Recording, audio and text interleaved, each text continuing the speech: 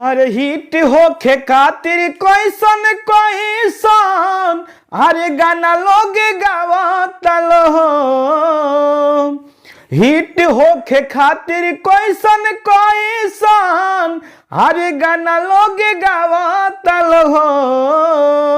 तो अपना देशवा के शान मीडिया वाला के इज्जत डुबावता लगो।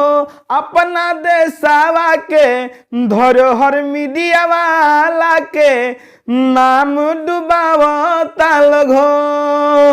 सबका निमन भोजपुरी अपन भाषा भैया विदेशी लग के भइले करनासा कि सबका निमन भोजपुरी अपन भाषा भैया विदेशी लग के भइले करनासा।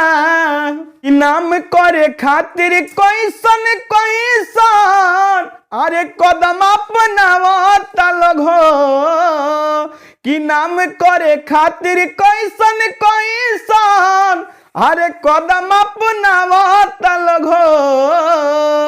तो अपना देशवा के धरोहर मीडिया वाला के इज्जत गवावता लगो।